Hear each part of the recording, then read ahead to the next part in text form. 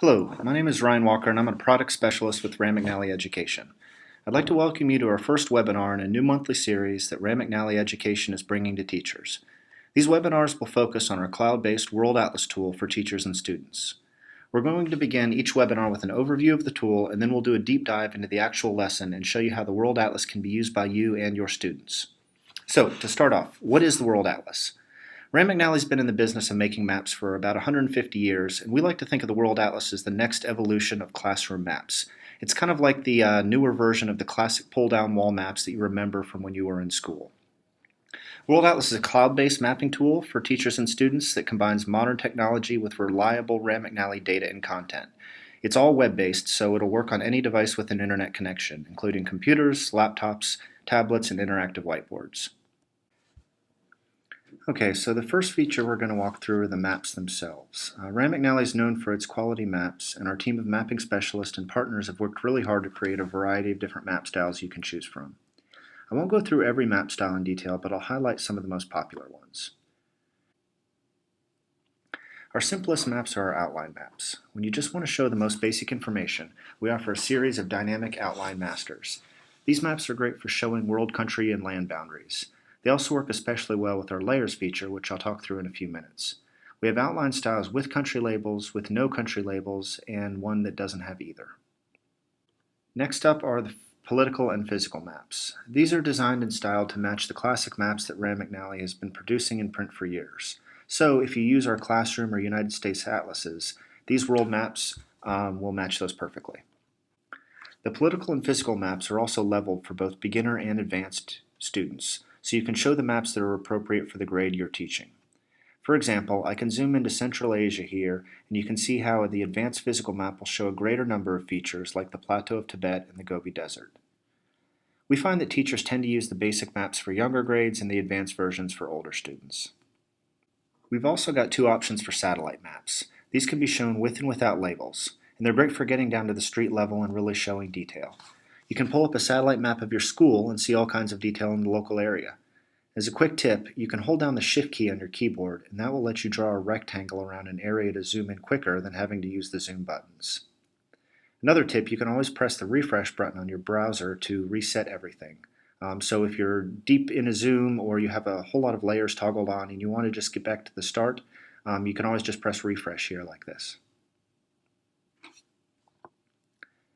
One of my personal favorite maps is the Night Lights map.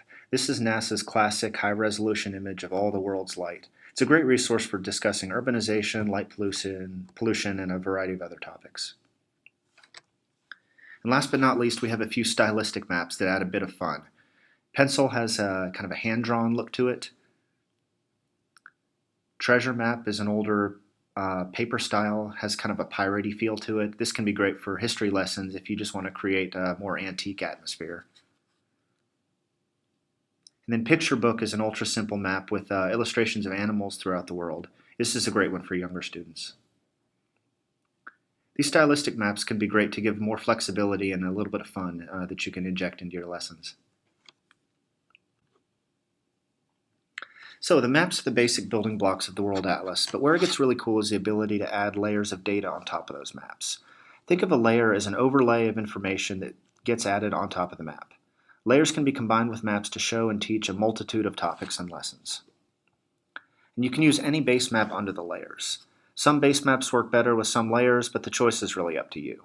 I'm going to use the outline map as a base map because I think it's really simple and it lets you really see the layers clearly on top. So there's about 50 layers to choose from, and they're all broken up by category.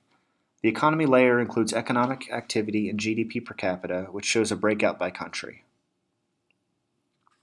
The environment layers include precipitation and climate data, as well as vegetation and ocean currents. One thing to note is that the layers can easily be toggled on and off as well, and is mixed and matched. So you can show average annual precipitation here, and then turn on ocean currents here, and you can talk about how one might affect the other. Mixing and matching layers is also a great way to illustrate concepts visually for your students, which is great for retention.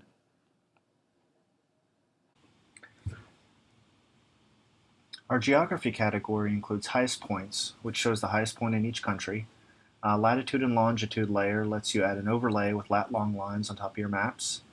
The time zone layer shows a great map of all the world time zones. I'll show you here.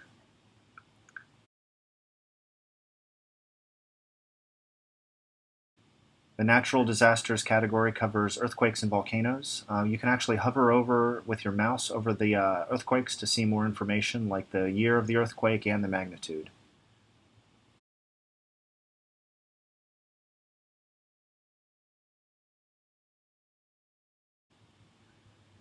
The people category gives you a lot of good cultural world data. There's layers for birth and death rates, literacy, life expectancy, and population density.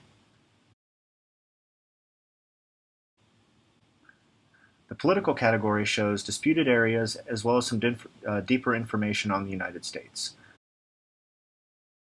The disputed areas can make a great lesson on why and how borders are drawn and how different countries publish different maps based on political issues. At Rand McNally, we follow the U.S. State Department, but we list areas of major dispute in this layer. For example, since the Crimean Peninsula was annexed by Russia in 2014, we added it to our list of disputed areas. You can also see disputed boundaries on our political maps with these red dashes here. Last up on layers are our US and world history layers. These are really cool. We've actually taken high-resolution scans of dozens of Rand McNally's classic historical maps and geolocated them on top of the World Atlas's dynamic world map. So, what does that mean? It means you can toggle the layers on and off and compare historical printed information against the current dynamic information. You can see here how borders in Europe in 1560 compare to modern borders today.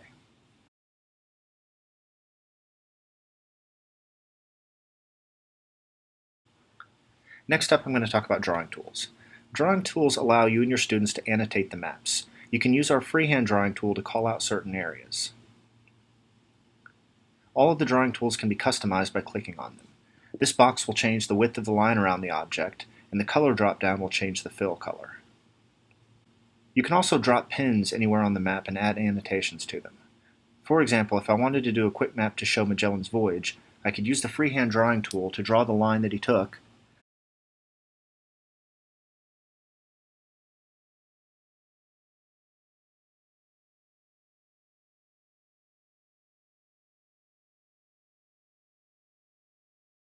and then I could drop pins along the way to note important places.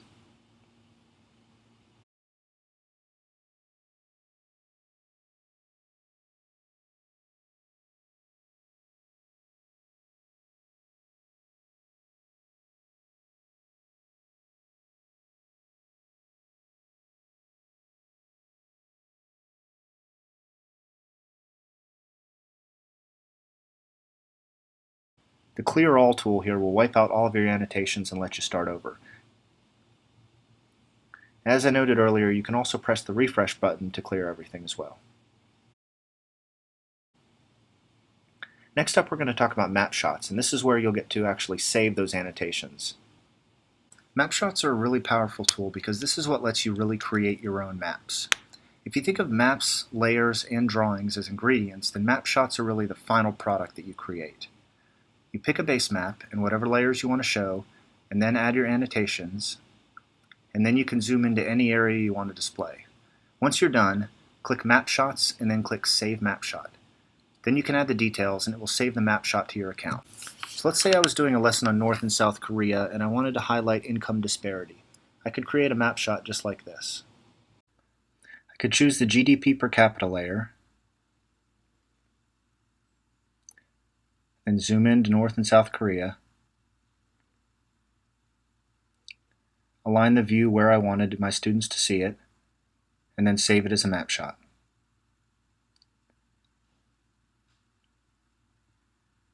I'll call this map shot North Korea Income Disparity. And that'll save the map shot to my account, so I can always pull it up later or share it via a URL.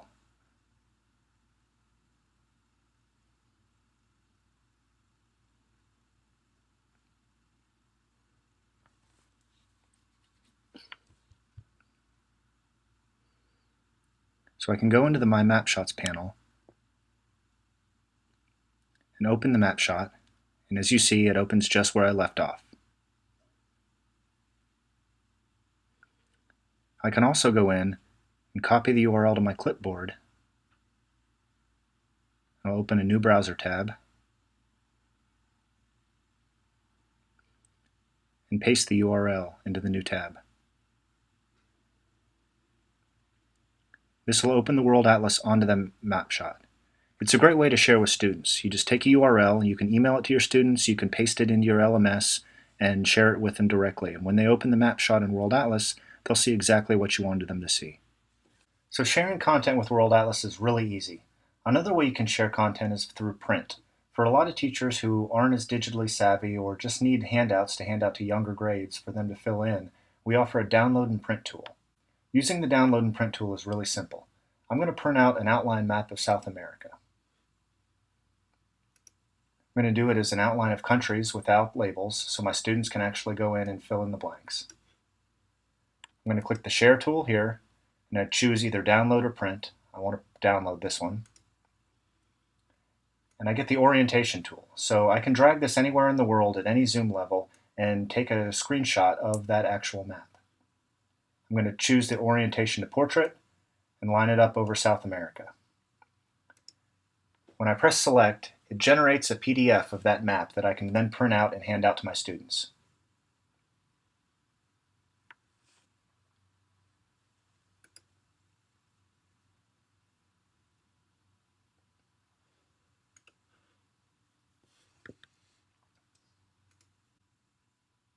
Next up is the Map Explorer tool.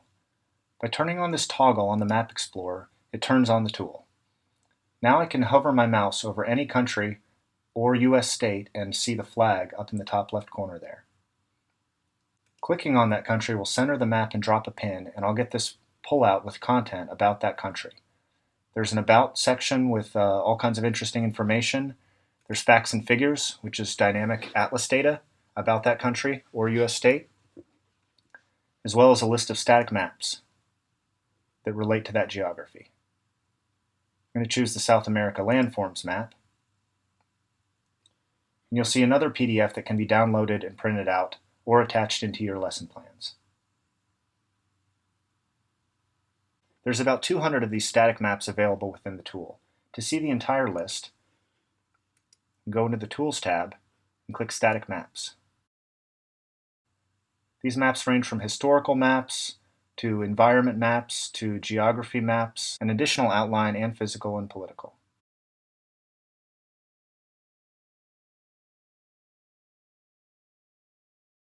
Going back into the Map Explorer tool, we also have World Event Articles. These high-interest informational articles are a great way to teach students about the world and enhance their reading and writing skills. Each article will inform students' understanding about a certain place in the world. They all include student activities, pre-writing skills, and can be printed or downloaded to Microsoft Word format, so you can edit them yourselves. Each article broadly supports the Common Core for writing, national geography, and state standards, and all of them can be easily downloaded. I'm seeing the Amazon River article on Brazil because the Amazon River is located in Brazil, but if I want to view all the World Event articles, I can simply click the button here and see all the available articles.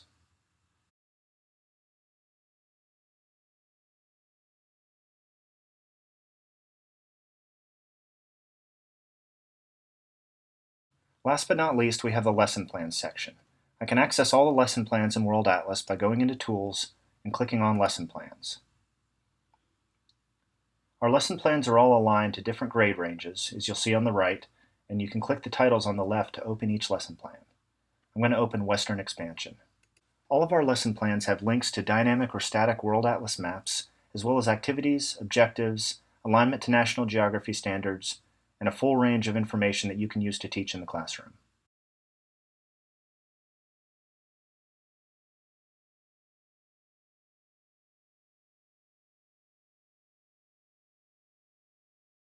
That concludes the overview section of our World Atlas webinar. I'm now going to turn it over to Caroline, who's going to walk through using the World Atlas in an actual lesson to teach in your classroom.